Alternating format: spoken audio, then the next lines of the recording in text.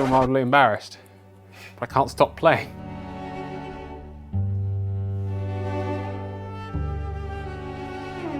Hey guys, welcome to Holt's. We're here today at the sealed bid auction of July 1st, 2021.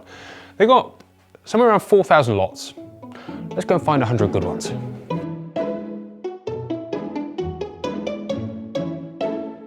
So we're going to try and work methodically from one end of this room all the way to the other. We're here quite early because, well, they've literally just laid this out, which is about when we're usually here.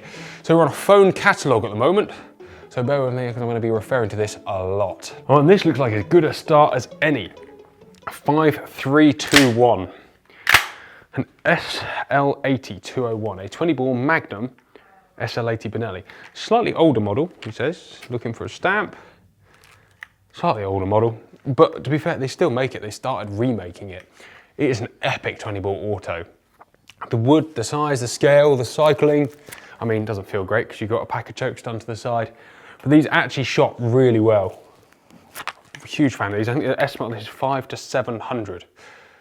I had a look on my phone before filming this first one, so I looked intelligent. But yeah, it's actually in lovely order. For 500 to 700 quid, you ain't gonna get a better 20 ball auto. That is really nice. That's really nice. It actually looks clean. But then, there's only a few people I know who could buy a 20 ball Benelli auto and to kill it. What's that next to it? Antonio Zolli, 20 ball side-by-side ejector, 5322. So this is actually a really pleasant little gun. I mean, Zolli have always made fairly guns. Zolli have always made good enough guns. Good solid guns, and nowadays they make some exceptional ones. But you've got a hand engraved serial number on the bottom there, and then it's a mixture of stamped and hand engraving across the gun. Like, this is a lovely gun. Raised, slightly filed, scalloped rib.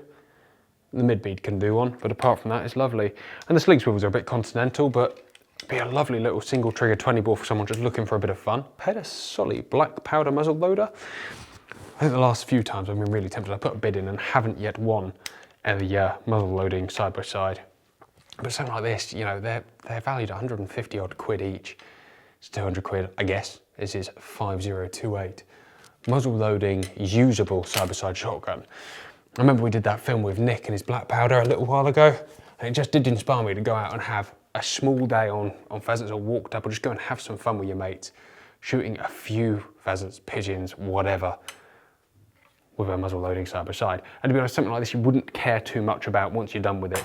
Whereas that Thomas Boss we shot, you would actually fall in love with, and then you wouldn't shoot anything else, which would be a shame to retire early from the breech loading scene. Cox and Son side by side. We looked at this one before in the 100 guns video. Beautiful little gun, actually half decent bores. It's a beautiful gun, really like that a lot. Very fine. I mean, not nice, like not special, but there's something lovely about those. Actually, before we go any further, I do just need to have a little play and a rummage because, you know, like when you go to the park and you let your dog off and you just need to let him have fun? I'm the dog.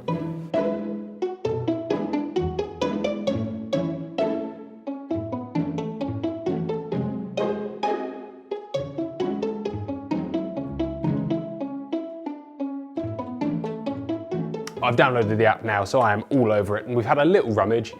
I've completely forgotten where all the good stuff was. So we're going to go through bit by bit. A greener 16 bore.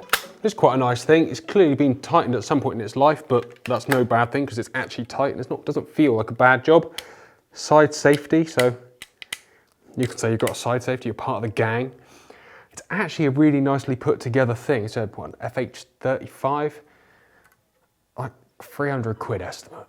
For a 16 bore non-ejector English made side by side. And it is a greener, and I know that will divide opinions on quality, but it's a really good looking gun. And in the 16, its scale is just absolutely on the money. Right next to it, just for a bit of difference, is a TOS 63. Right, we looked at the nice TOS 34. This is, it's a Bakel again, really. It's a TOS 63. It's basically a Bakel. A hammer gun, rebounding hammers, struck silver action, brushed silver action, with, again, now we're back in the schoolboy engraving, very much more in the Russian. Look at that skip checkering. I don't think that is original. It doesn't match the forend at least. The forend is done with coarse Russian checkering and the back end is done with a skippy type of checkering. I don't know. I mean, whoever redid the stock, you don't mind a bad stocking job on a gun that was not that wonderful to begin with, but it is in itself a hammer gun that you could probably have for very little money. And it's a 20, says. Another 16 bore. A very nicely scaled down 16 bore. So a 16 bore hammer gun you could have for £80. £80 to 120. Even at £120, you've got a 16 bore hammer gun that is, I mean, it's not nice, but it is what it is. It's not nice, but it is what it is. And for £100, it actually becomes very nice. Sort of.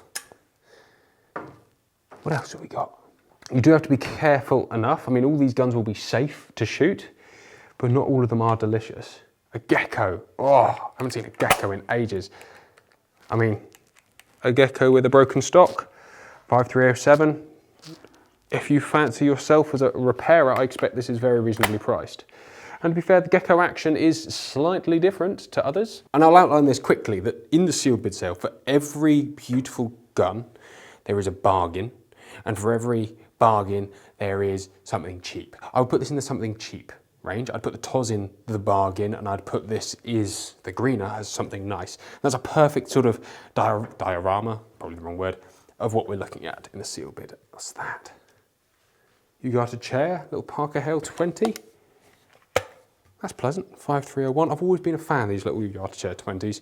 The scale on them, everything is actually quite nice. You got Air 12s. Give it a take. But as soon as you put a small gauge on something, it suddenly adds a lot of interest. To me, at least. So this is an Alex Henry 10 bore. It's really very pleasant. At £1,000 to £1,200. I mean, it's not a gun for a purist. It is a very, very plain action. I love the carved percussion style fences. I've always been a fan of it. It's nice. It's very different. It's very stylish. And if you get one of these engraved nicely, it is beautiful. But even plain, it's a good looking machine. This is why it's reasonably priced, is those barrels have been shortened at some point in their life. But you know, you could still shoot it as a very close range gun, or just that you can say you own an English 10 bore for 1,200 quid. That is nice. The Damascus is pleasant. The whole thing is just a nice piece of history. And it might, like I said, not for the purist collector, but for people like me to whom the purist side doesn't matter so much. I'll drop those hammers down. But you just need to tick a box, or would like to tick a box, then happy days. Escort Supreme Max Lux, look at that high gloss lacquer woodwork. To be fair, I said all about it, with that step up rib, they do shoot pretty well. Fully steel proofed, the works 5314 would be a good looking gun. And you got its ugly workhorse brother next door. But what's it going to be, 100 quid? If that, 5313. The beauty of cheap semi-automatics is you don't care about them and you don't get too angry when they do eventually stop working. It's a bit more like it. A 303 with, it looks like a fixed half choke and ported barrels on a 24-inch gun. That's weird, it's a shortened gun with probably less choke than that in that case. There's a few shortened guns about in here. There's also a few long ones though, so we're not going to get too aggy about it. Look at this, all right? We're going to go from the used practical to the ridiculous. Bolt close is broken. This is a Viking model SOS 12 gauge 3-inch. This is interesting. Made in Italy, 12 bore 3-inch carry handle pistol stick grip stock edition. I mean, doesn't really belong for many reasons in this country. Like, I can't think of many uses for it in this country, but better use. But in countries where something like that would have a use. And to be honest, I kind of like the carry handle step up rib thing that it's got going on. You got two little dots being painted on the back. I mean, this is in itself a serious amusement. Do you think it's two-shot? Let's have a look. Are you ready for this? So look at this gun. This gun in my hand, 40 to 60 pounds. It probably won't work for long. I mean, you're never going to find spare chokes for it. They've got external thread chokes. That's in itself a bit different. He says.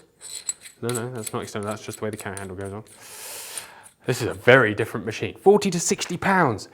And it's section 2. I mean, it will appeal to a certain type of guy if they're buying it seriously. But it's going to appeal to the rest of us for, I'll buy it and throw it back in the next auction when I'm done with it or it breaks. It's 40 to 60 quid. It's a meal out with the missus. It's less than a meal out with the missus. That's pretty cool. 5380. Next. 153. Bakel. Pt.1, look at that. To be fair, this is actually one of the better guns that these guys make. They do need big, powerful cartridges to cycle, generally speaking, but I know a man who took 12 years to kill one, who's a professional gamekeeper, who's very good at killing guns. So that's pretty cool. This is more like it. There you go. Back in the realms of reality now. Restricted magazine, so it will be a section 2, number 4, Mark 1 Lee Enfield 410. If you haven't had one of these in your life, by the way, a Lee Enfield 410, you should. For the most part, owning one of these on a firearm certificate for many of us is usually more hassle than it's worth, or you're probably not actually going to use it as a rifle. Half as much as you'd use it for a, let's take it out to the playground and we'll shoot the pool shoot with it. Man, they are just so much fun. Get all the joy of a Lee Enfield, but in a 410. And usually I get a bit upset, like there's a rook rifle behind me. When you get a beautiful rook rifle like this. This is a William Moore and Gray, Old Bond Street, London, a London-made rook rifle. Although it doesn't look all that refined, to be fair. Now, it's now a 410. There you go, that's the way of putting it. It's now a 410, it's now a shotgun, it's had some abuse, it's had some strange refurb done to it. And you can have a little beautiful hammer side lever octagonal barrel job, 5342. And these are relatively worthless. 5342, 600 to 800 quid for a London built Stanton joint patent, William Moore and Gray, London-ish hammer gun that isn't quite the rifle that it was, but is still a beautiful, usable piece of kit. It kind of falls into this department. As much as I say it hurts that it's not a rook rifle, at least you can use this. A rook rifle would sit lovingly off ticket, or if you could be bothered to put it on ticket, it probably wouldn't shoot quite that well after 150 years of abuse and no cleaning and corrosive primers. At least this you can go and use, and it still brings some joy. I like that a lot. To be fair, if it wasn't a William Moore and Gray, you could pick them up for a little less, but this is actually in good order. The more you look at it, the more it is. Still a really fine gun. Still a really fine gun. And if you want to see something fairly interesting, this was a rook rifle. That back sight has been dovetailed in, and then it looks like it's been sleeved from the front there with the tube go back in. Usually sleeving starts about here, but because of the octagonal barrel, clearly they thought it wise to keep the octagonal barrel, so you end up with the forend inletting everything, and cut it from there in. So the octagonal from here starts to smooth off around the joint line and go to a round barrel at the end. 5343. See, this is a little bit more where these guns usually sit. 200 to 300 pounds for an English, very beautiful. I mean, the Cogswell and Harrison writing and engraving is more apprentice grade than standard. That said, it looks like it's been repicked and not repicked very well, because it's a little bit sharper than anything else on the gun. It was 297 250 Rook, and it's now 2.5 inch 410. I say that it's a shame they're no longer Rook rifles. I take what I said earlier. It's nice, and given the laws we have in this country, there's nothing wrong with making guns more accessible to the masses, because as much as that would be off ticket, and they've got some beautiful off ticket guns here, that puts it into collectible bracket. You're in that sort of 1,000, 1,500, $2,000 mark for a gun that you can't really use. And yes, it's beautiful, but I like the concept of usable art, or usable gun history art, and that is a beautiful piece of usable history. Not that you're going to do a lot with 2.5 inch 410s, but who cares? Boom. Zabala, AYA, an AYA 10 bore, Magnum, side by side. That's quite pleasant actually. It's clearly being used, but it's in good order, 5334. A little bit of rust on that fore-end lever there, but oh, I love these things. I guess it's what many people feel like when they pick up a 12 bore. And the Zabala. Zabala is noticeably, significantly heavier, significantly lower, not significantly, noticeably lower quality. And it's amazing when you put these two things side by side that you can tell that it's not just a void between best and standard quality guns, but the void even between, or the gap of quality between this AYA and this Zabala is there. The metal to metal finish around the actual detonation and fences is different, is much better on this. The metal to metal finish around the forend is better on the AYA. The stock finish, checkering quality, fit and feel and overall weight on this is just a little bit nicer. And yet the specs are fairly similar. I like that a lot actually. That AYA is a lovely gun. 5334. It doesn't feel like a 10. A 10 shouldn't feel that much more than a 12, same as a 16 shouldn't feel that much less than a 12. What's that? I mean, it's bent. G. Lewis and Sons. Center Vision stock. Do need to do a video with on center vision and left eye dominance, this kind of thing. But it's a fascinating, back in the day, they saw it as such a thing. Now people go, you can cure it with high combs and stuff. But back then it was just a, yeah, if you can see through both eyes, look through both eyes. You can see there's no real dominance. They're like a crossover stock. Your eyes do sit straight in the middle of the rib. I mean,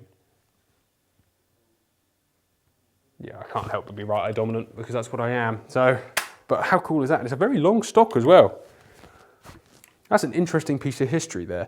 And I love it when you look at these, and we'll look at some slightly more radical ones in a minute, that the locks are actually bent around as the trigger plate, and they all start to actually bend with the gun before it starts. What's that? 5333. Always get a lot of comments saying, I've never seen many crossovers when we put them on Instagram. That's cool. 410 T Daintiff Warrington. That's quite cute. Again, there's a lot of converted 410s. I'm going to take back officially what I said earlier for the 50th time, that actually they are cool. Right, this is real smart. Look, you can flick your leaf sights up. You can actually, oh, yeah, I like that. Metal heel plate, inlet at the top there. Like, that's a nice piece of history. 5340 for very reasonable money. HF Barnes side lever hammer. Be a nice cheap side lever hammer gun for somebody who wants to enter that part of the market. And again, the twist steel isn't quite so good. The stocking is all right. It's been refurbed a bit, clearly. Someone's brushed that action back. But you get all the feelings of owning a small bore, 16 bore, is it? Yeah, 16 bore side lever hammer. Yeah, we're not talking mainsail quality, but it still feels nice. 200 to 300 pounds. 200 to 300 pounds. Like, that's nice. Sure, there's a few things about it that might not be amazing, but 200 to 300 pounds for a Damascus-ish side lever hammer, 16. That is beautiful. That really is beautiful, isn't it? 5352, a Crowell Revo Tactical. You'll like this, ready? You'll like this. Got a little safety catch there. I mean, these weren't expensive new, so I can't imagine this is that dear at this point. Rear sight removable. Again, front sight's on a pin, so you can knock that out if you want as well. And you can, you'll like this. Sprung pump action. Sprung pump action. I mean, you don't get cooler than that. To be fair, in terms of workhorse guns, it'll do, right? It'll do. Stop being snobby. Army Renato Gamba. Renato Gamba that now makes some of the finest over and unders in the world. This is a CX707. This is probably significantly rarer than I would give it credit for. I've never seen anything like it, though it doesn't look, I mean, it looks extremely like another maker's action design that I can think of. I love the Digicam. It's difficult to see a gun like this that actually would fit quite nicely in a collection because it's so different. Camo taped and clearly being used for a bit of abuse. That's me getting sentimental about nothing. Luigi Franchi, Hunter. They've actually got a lot of different models of 410. Which is quite nice. And Mark IV number 1, 410, single shot welded tray. To be fair, I've had a few of the multi-shot ones in the past and they rarely cycle as well as they should. They obviously weren't designed for 410, so trying to regulate that right is very difficult. 390 ST. That's nice with the step up rib. That's really nice actually. 5388, that'll be a really good auto for someone. It's a bit beat, a little chip at the bottom there, but that's a good auto. I had one of those actually as my first ever working semi-automatic proper, and I almost, I baked it together, but that was a damn fine gun. There you go, now we're on to slightly older spec. Look at that. How cool is that? Basically a smelly. 5390. Again, oh, you've actually got a bit of mag space on this one. You have got a bit of mag space on this one. It says 5390. It's a bit bitty, but it is nice. Before we look at the next sweet gun, I've been asked by quite a few people, can you bid on these as a regular guy? Yes, yes you can. Go on the website, full instructions there. Register, chuck a sealed bid in. The way a sealed bid works is that you put in the maximum you'd like to spend. If someone bids more, you won't know because it's sealed and you might not win it. So if you want to win, put a decent bid in. If you just want to be cheeky, chuck a cheeky bid in. But from experience, cheeky bids don't win, serious bids do. So there you go, my advice over. Back to cool guns. So as I said earlier, for every bargain, there is a cheap gun. And this one falls into that category quite well. This is a Maruku of sorts, and being Maruku, they weren't kind enough to let us know a model number. I would guess it's a 3800, a sort of early 80s, late 70s 3800, just by the look of it.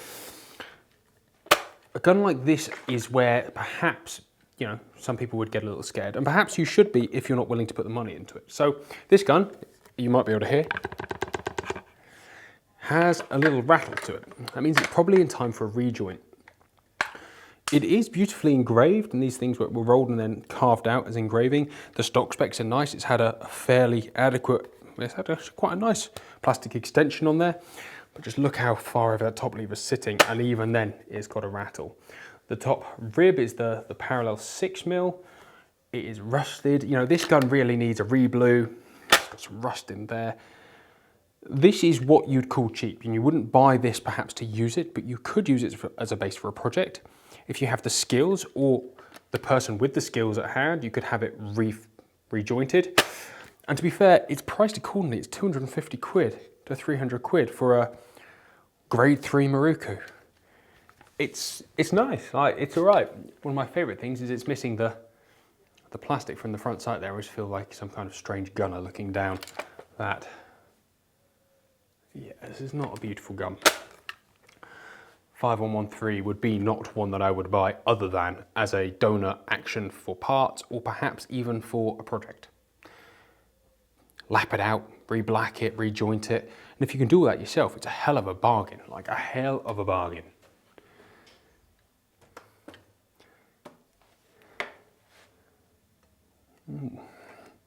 This is interesting. I mean, it's not like beautiful and interesting, it's just a classic and standard Lerona.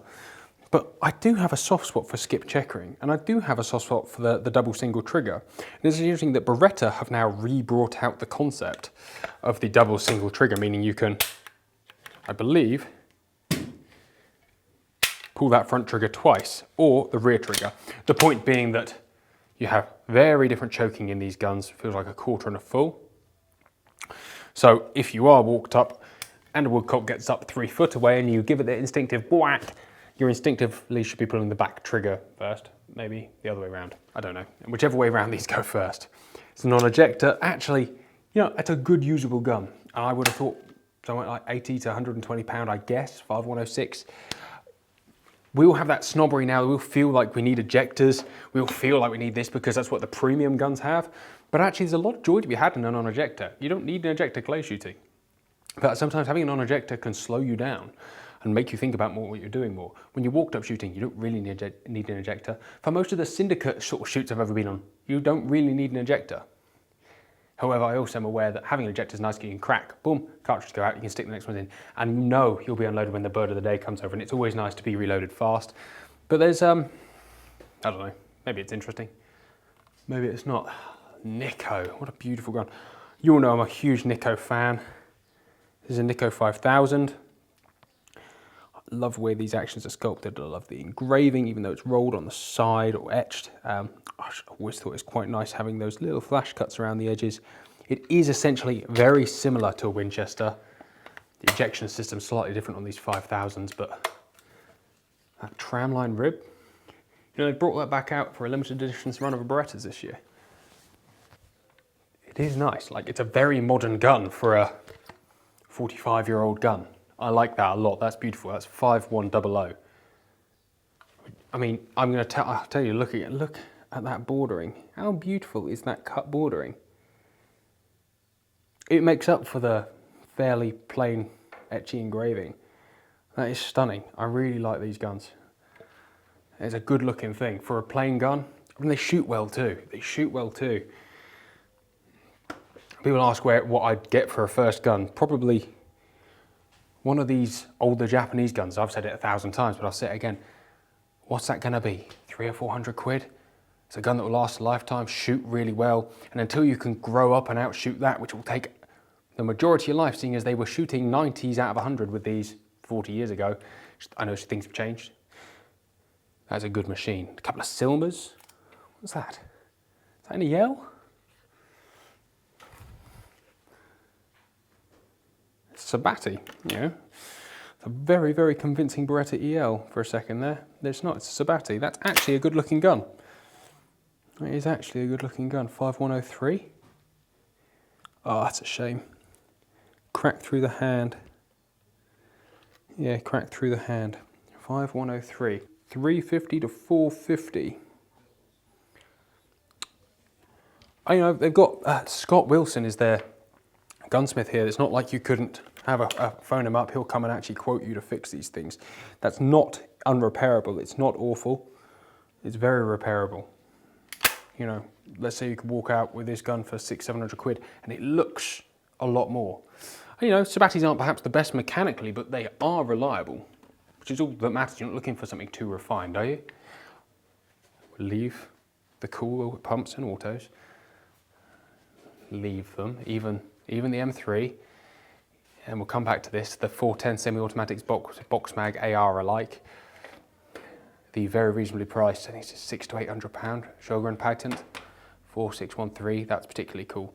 That's particularly cool. Anyway, over and unders. Webley Beretta. So these are starting to get older. They are a little harder to get spares for than the classic 686, but it is still just as reliable. You still get that same great trigger. You still have the same safety and selector. You have the case color hardening on the side with some nice enough engraving. This is a slightly later one. The early Webley Berettas are all hand-picked over that pattern, and they did look a little better. This is a little bit of a later one, and perhaps is less nice. You got the roll on forend.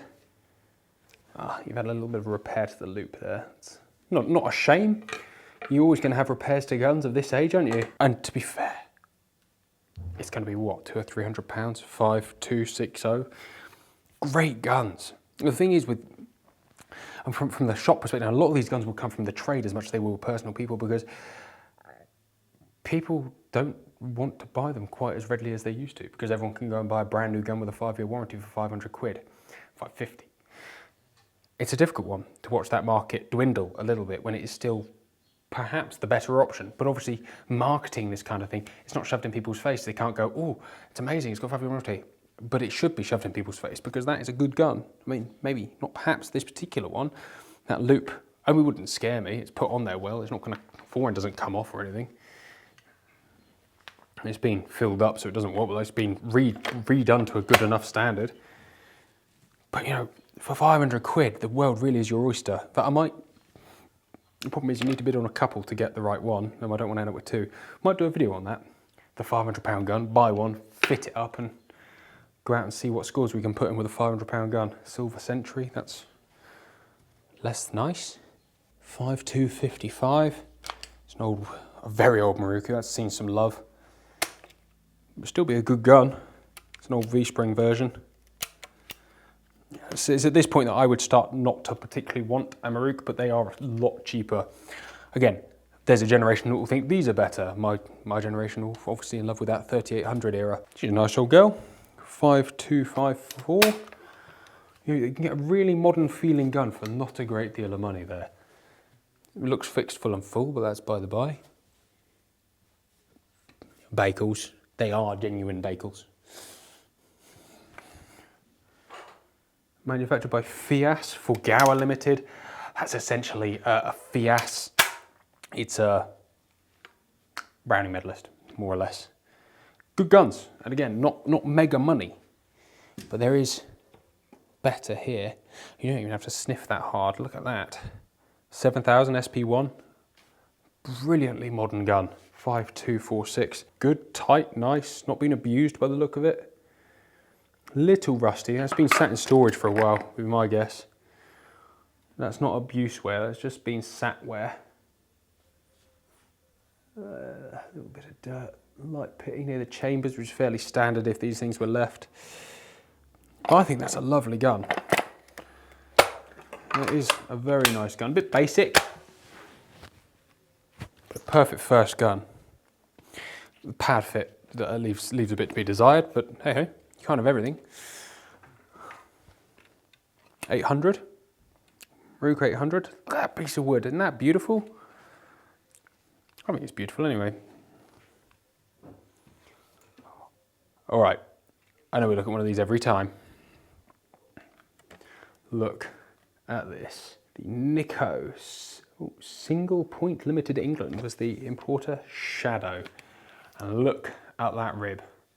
You could, I'll say this for the 15th time as well, land a plane on it, park a car on it, host a tea party on it, build a house on it. 20mm quadruple layer aluminium rib, held on by 2 pins at the back and a slot at the front. This is iconic. Look at that beautiful inlay up the side there, the silver shadow put into the barrels. This is awesome.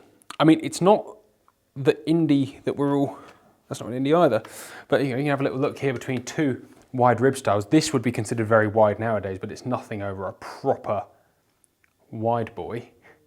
Wide boy. It's not actually a wide boy.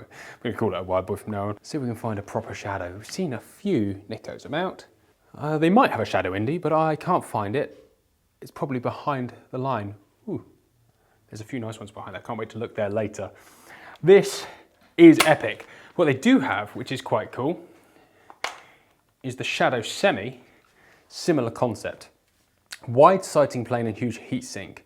You know, when putting large amounts of rounds through guns, mostly at trap and skeet, which we don't tend to do quite so much of in England nowadays, your barrels get really hot. You get heat hazing that can muck you up. There was a very small period of time where Nico thought, it was quite a large period of time, some time ago, Nico thought that the super wide sighting plane was wise, and having the huge heat sink radiator style was wise too. So you've got two sections of 2 ramps there, and on this semi-automatic you've got 3 sections, 1 of 1 and 2 of 2 bars. And they do soak the heat out of it, they certainly do. Like, it's a good radiator.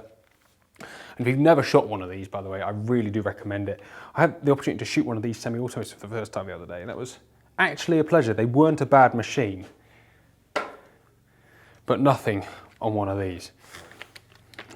I presume this is a skeet gun. It is. The choke gauge. Yeah, and very, very skeet gunny. What's that? That's 5.243. How much is one of these worth now? 5.243. And the answer is 350 to 450. All of the guns here are on the Holtz app and on the Holtz website, so you can go and check. They've got half decent descriptions, and if you ask them again, they will give you some more. Look at that daisy or sunflower around there. Like, that's nice. It's a beautiful touch. There's parts of this gun that are quite crude. I think no one can disagree with that. But it's also from the 1970s. Most people from the 1970s are starting to look old, no offence. Most people from my era are starting to look old. Noticed all my friends over lockdown have got more wrinkly. And that's quite a nice one. There's a couple of nice airways in here. I'm not usually a fan of that deep action when it's plain, but as soon as you add carving into it, it is very stylized. It's extremely stylized. But they do shoot all right. They shoot all right. They are what they are. That's probably the answer. You're not going to find a gun with a 3-piece forend with hand engraved carving. Yeah, it's not the most delicious of carving and engraving, but it's not bad. It's quite pretty with a piece of wood that is also very pretty for the sort of money these sell for. This here is actually one of my favourites, 5237. It's a really very good condition Browning B25. The interesting thing about this one is it's a model we don't really see here in the UK that often. It's called the USA Grade 1. The name would dictate that it really wasn't designed for our market, but it is a stunner. The black action, the light but kind of covering engraving, it's nice, it's a beautiful pattern. The round knob, the high gloss lacquer, you know, it's not usually the sort of thing I'd like, but it is inherently beautiful. It is just a stunning thing. And they always come up, they feel good. It feels like a Browning. And I think what? It's gonna be about 700 quid in the sale, I guess. You could own that, a handmade Belgian Browning in almost mint condition. There's one dent in the rib. That's it, get that raised. Job done. Under £1,000, a handmade Browning. Have it fitted, go and enjoy it. That is a beautiful thing. And to be fair, there's not just one, there is two. It's a slightly different pattern. It's not quite the same gun, but it's nonetheless a nice looking thing. This one's had a bit of a harder life, and it's not the same grade, it's not the same pattern, but it is a similar concept. This one's been tightened up as well. Yeah, look at that ejector style there. It's not the standard ejector style. It's an earlier one. Quite cool, very cool. But yeah, that 5237, that's got to be one of my favourites. It looks like a 29 or 30 inch as well, which is probably why I'm naturally drawn to it. Bakel. Look at that bad boy, I like this. Sporting 687. Our dearest Ant, actually, this is very similar to the one that he shoots or shot before his WLL came along. This one's had a bit of cast on there, a bit of length put on it. The slightly deeper pistol grip they had in this line of guns, it's really nice. And they also matched that with a really carved thing, which makes it hug your hand a little bit better than the modern ones. Love the tramline rib. It's all just a beautiful thing. Solid mid, schnabel forend. It's a really delicate schnabel. Knock that off if that doesn't do you any favours. Even the game scene, the pheasants are really nice. You've got pintail on one side and a woodcock on the bottom. This is a really unabused example, actually. And you'll find most of these have been shot as sporting guns for 35 years. They show signs of wear, unsurprisingly, in that sort of time. This will be, yeah, and this will be best part of 30, 35 years old. 5226. If you could buy that for around that £1,000 mark, including all your sales commission, that would be, I mean, it would be a gun for life. It's also done from the time when they did the flat black Parkerization style, not proper bluing. I like that, to be honest. I think it's quite nice. It's very modern looking. Went through a period where it looked pretty bad about 8 or 9 years ago. It can look dated all of a sudden, but now when gun makers are starting doing that again, that is up there in my pick of the sale again, just for intelligent purchases. 5226. Go shoot it, bang, until you can straight everything with it. That is a wicked gun, really nice, from an era when, and they've gone back into that with the 694, just a slightly larger feeling Beretta. I like it. Double Crown, classic game. This looks like a Marochi. Is it a Marochi? TRAK, so no. That's more than likely some sort of Turkish affair. The action looks pretty good. I mean, the engraving is just rolled on. That was a bit of a wild card, 5220. I could look it up, but you could look it up instead, because I'm more obsessed by this little badger here. 5218. 686. Straight hand stock. Again, being fitted up and the angle changed at the back there to be a little bit less toe than standard. But that 20 bore with all the solid rib and such, that is just a really nice, nimble feeling, small in the hand wand of a gun for very reasonable money. I like that. And look what they've done across the bottom there, which I presume means it's a conversion because I've not seen that on a factory one before, where they've joined either checkering up or I don't know what they've done. Maybe that is factory. I've never seen that before, but that is nice with those 3 diamonds. What else have we got? We've got lots. It's never ending. Fab arms. Another old Maruku. We've got some good old Maruks. That's not bad. A little loose on the head, but so would you be after that sort of a time. They all just feel like good stuff. Very nice, 5213. Anyway, part 1 over and unders done. I pretty much looked at every single one. Clearly obsessed with cheap over and unders imported from obscure Eastern countries. Guys, little segue. We'll spend a few minutes on the rifles.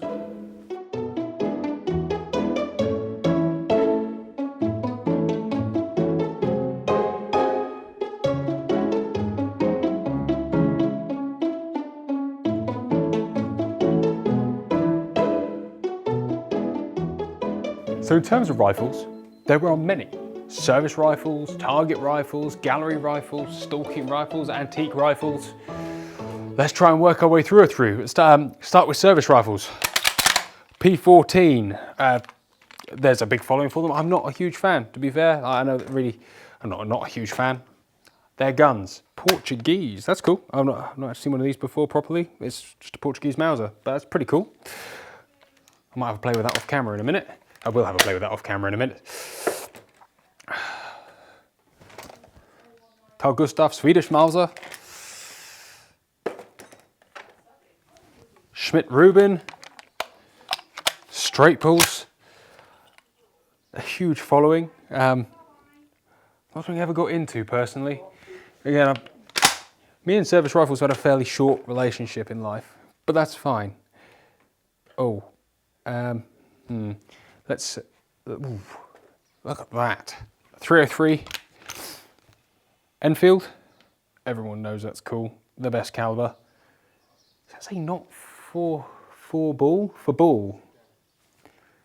For sale? For ball. For ball. For us it says for sale. That was a bit of a desperate for sale note.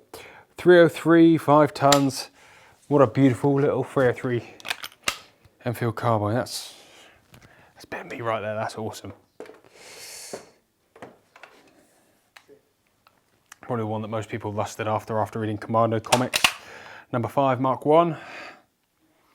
That's quite sweet. Shame about the scope, the Bisley Deluxe triple tested scope.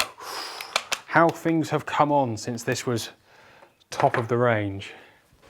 To be fair, it's got just a little single post sight with just a little leveling line.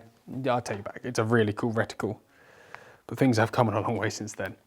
But wouldn't that actually make a really sweet hunting setup? I know I knocked the scope when I first looked at it and knocked the mount setup, but actually as a thing, that's a very cool thing. Quite a cool old girl. I had a London Small Arms version of much the same a long time ago, and they were just great fun. Brutally inaccurate, but great fun. More Schmidt Rubens. Number 4 Mark 2. Nice, very classy. Some really clean service rifles here. Some less clean, but you can't have everything. Oh, an assault rifle. Must be because it's painted black. That's the way that works, isn't it? That's actually quite a... yeah, that's a thing. That exists. It's a bit more like it, a bit more classy. Regulated by Fultons. That's quite a nice gun. That is nice, look at that. That's 40-25. Something about when you pick one of these up is lovely. Really very nice. All geared up for a sight. See, when I had a little rummage earlier, there was one. That's more like it. There you go. Look at that bad boy. BSA & Co. There is something about them. So I've skimmed over a load of Mosins and other stuff just to find out what this is. 2.2 long rifle Irma. I wonder what that is. So I should have clocked that really. Very intelligently, you've got a little insert there. This is an insert for a Mauser K98. It's a Mauserwerk 2.2 military training insert. That's pretty cool. That's why it's so thin, because it goes inside a 30 cal barrel. How awesome is that? That's actually really sweet. I've now got a mild need for that in my life. Go and get a Mauser and run it very, very reasonably, or just buy a 410 one when one comes up. More guns. Krag. 1914 Krag. There you go. A US Springfield Armories version. That is a cool piece of history. I think it's a cool piece of history. What's next? Oof. CZ Mauser 98 in a laminate custom stock. That's a little bit different, isn't it? It's a little bit different. The beauty of guns is that somebody loves each and every one of them. A bit like women. You don't have to love them all or think they're all beautiful, because somebody will. A.W. Wolf from Sewell. What's this in, do we think? Couple of 16s and a big gun. I didn't actually look. There's a couple of drillings in the mainsail that I didn't get a look at. Special Gefährlaufstahl. 7x65 and 12 bore. 7x65 rimmed and a 12 bore. That is a bit of a beast. Always wanted one of these, but just never really.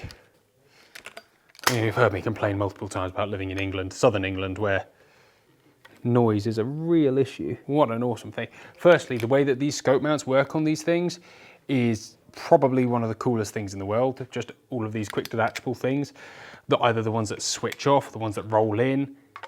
It is just beautiful bits of engineering. The way that clicks in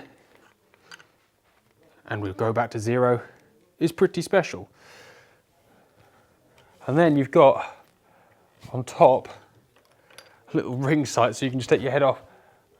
Boom. And I suppose you've got a slightly longer, a slightly shorter one for your shotgun. That's a bit different. I've not actually seen one of those before on a drilling. The shotgun over the top, so we're all obsessed with putting aim points on top of guns now. That's nice, isn't it? There you go. You've got the safety there and the cocking back now. That is a beautiful thing. Some particularly cool art here as well. That is wicked. I mean, I've got bird of prey art at home, a fair amount of it, but that's quite special. The North American Eaglehawk 3520. These series of prints here of the wildfowl, they're very pleasant. And then 3514, you got two lions sat on a dead giraffe. Proper old school. I really like that. I think that's particularly cool. What is that? A leaf speed. Here's a leaf speed. It's a broken leaf speed. I get that at all points in time, a bit like cars, they become cheap, everyone buys them and then does their thing to them. But sticking the A. Parker Hale sight into the side of a leaf speed and removing that dust cover of something that is very similar to a gun I own, that is very close to my heart, is travesty, sad. The beautiful leaf sights that would have sat in there are gone. It's something. It's something. What's that? 4309. Somebody out there will be very, very happy with the fact that they've got a aperture sighted 303 leaf speed. And it's probably easier and more accurate to shoot. But it's sad. That's very sad. It's not sad. It's just the way it is. Over time, things change. Things become fashionable. Things don't. Oh, hello. What we got here then? That's pretty cool. Little AR7 Explorer. That's very cool, actually. I like that. I think I like that. The Charter Arms. I remember the first time I ever saw one of these, I got very excited. I was quite young. I had a go and it did fuel my love of guns. So I can't say it's a bad thing, but it is still just a 2.2 AK. I like.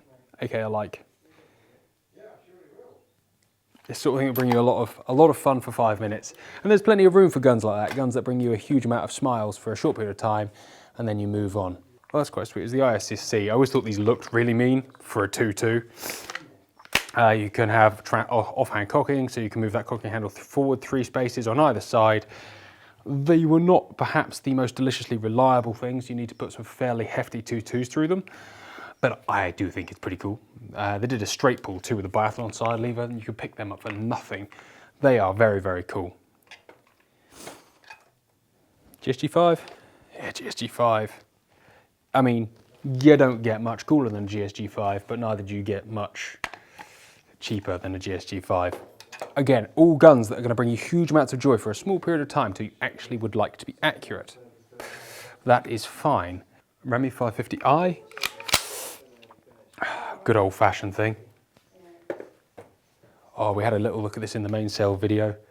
416 Rigby CZ550 for very, very reasonable money with a little loophole scope. Little 1.5 to 5. I really think this is a cool gun. Stick a grade 5 stock on there because they're not a great deal of money. Refinish it, and or stick a walnut stock, even low grade on there. That would be absolutely badass. Absolutely. What have we got? 6557 Multiwaffen. There is something particularly special here. The Certus by Cogswell and Harrison. A little bit rare, or so very, very rare. The initial action design has an entire top sliding bolt breech mechanism, an internal magazine. You can take it off with 2 screws there. And well, it's quite interesting. In terms of heft, it comes up points very well. The problem is that bolt is so far forward. Oh, if they put the bolt at the back and made it straight pull, that would be a very interesting affair. But they didn't make many. You can see you've got the bolts on the front there, right behind that bolt handle. They fall straight in, lock up, and away they go. I'd love to load this up with 400 Express, called out 60-40 Max. I don't really know. That is, you're not going to see another one in terms of cool, collectible, old, interesting actions. I presume, whatever caliber it is, let's have a look, 4269A. So this gun is sold as a 450 Nitro Express under Section 1 of the Firearms Act, so it is not an obsolete caliber. It might be an obsolete caliber, it's a good question. So you might be able to have that done at some point, I don't know. But either way, it's sold as a Section 1, you've got one open leaf sight on the front. This is a very interesting rifle. Huge safety lever on the side. I could get behind it. I mean, the actual action, it makes sense that you pull the rifle back and you can use those hands. There's no sort of awkward, long armed thing. It's all very thing, which allows you, very close, which allows you to maneuver that bolt with that great strength and dexterity, but there is no option for a shoulder shot there. I struggle and I'm very tall. So there. What else have we got? That's quite sweet, he says. Parker Hale 308 and a laminate stock. It's a good old-fashioned rifle. Nice to go and bat a few targets with. There is a huge amount of Marlins and Winchester 94s in here. 38s, 55, there's a wicked 44 with a large loop over there. We'll get to that in a minute, maybe. There's some really good gear. Really good. There's a black ISSC, a GSG5 that's made to look very big and adult for a 2.2. I was insulted last time, or told last time, that I need to spend more time in the rifles for the rifle lovers, so I'm doing that. However, I do struggle to get excited. I don't know, I still struggle to get excited about a CZ550 Scandinavia in 308. It's threaded 1/2-inch UNF. I mean, I'm not excited. Just, there's less homes for this than there is in shotgun land, in my head, maybe. What's that? That's particularly delicious. Little hand shirts. in some caliber or another. 2.2 Hornet, yeah, that's why it's nice. 2.2 Hornet is always, the scale of a 2.2 Hornet action is always delicious. That wood with a bit of love. This would be a wicked little rifle, but it has been taken back to 80 grit and used. Not that there's anything wrong with using a gun, but imagine a little stubby 2.2 Hornet. That would be an epic little workhorse rifle for a keeper or someone. 45, 44 Rem mag. It's a 44 long Colt down there. I didn't even look at that. That's very cool. Cool is a non-word, by the way. I need to stop saying cool. And now we talk about something that I'm very, very, very much like. This is a rather interesting Armalon Limited London converted Lee Enfield to 9x19. Everything about this I absolutely adore. It's cool, it's rare, you can drop the mag out by accident. What more could you want from a gun? Great fun, little open sights, little peep sights. The big bolt I could live without, but it is just a little enjoyable, fun gallery rifle that you could have huge amounts of fun target shooting with that, with really cheap reloads, and you're not going to see another one tomorrow. Inundated with comments. I've seen one tomorrow. Sauer 200, Sauer 200, imported by Sig Arms Inc. Same beautiful bolt throw. A few slight changes mechanically. One of the biggest ones is the safety catch. You'll have a little look under here. Instead of the top down safety, you've got one safety there, and then push that forward for bang. Single non-set trigger. Yeah, just push that down and you got the bang there. It's actually, I like the thumb safety, but to be fair, I've always been a fan of the Sauer 200 series. The Sauer 100, not quite so big a lover, but, and there's one over there, to be fair. There's one in the sale that's quite nice, fairly minty. Where was that? Somewhere. This is the last one I'm going to talk about here, mostly because it is probably one of the coolest before we go up this next row. This is a Pfeifferwaffen A6800 Feldkirch in 223 Remington, model SR3. I don't know if you're ready for this. This stick is just so it doesn't fall over. It's a 23.5-inch barrel bullpup single shot 223. Lever comes up. I presume you have two in the magazine if you like, so you can pull them out. You put your banger in there. In the back here is a firing pin. It's got, and it essentially goes in and out on this little spindle here as that goes down. This one's a safety as well. It also actually locks this out. As this goes out, I believe there's a little seesaw inside. So as this gets hit, the firing pin comes out. That is hit by this little bar here. That bar is cocked up here. So you put your bullet in, your cartridge in, your metallic cartridge in, you lock that down, and then you push this forward to cock, and you have your tiny little trigger at the back here. Boom. Firstly, it is the most sweet little trigger. Secondly, this is probably the coolest little 223 in the world. Thirdly, it's on for low hundreds. What an amazing muntjac stalking gun. You could just walk around with this little short moderator, little scope, a red dot, and you just walk around. There's one, thick woodland, 40 yards. Boom. Epic. I really like that. I got a lot of time for that. Got enough weight in the back end that actually it balances out really nice. By the time you put a modern scope on there, I reckon that'll be almost perfect. And it's under 3 foot. There's a lot to be said for this.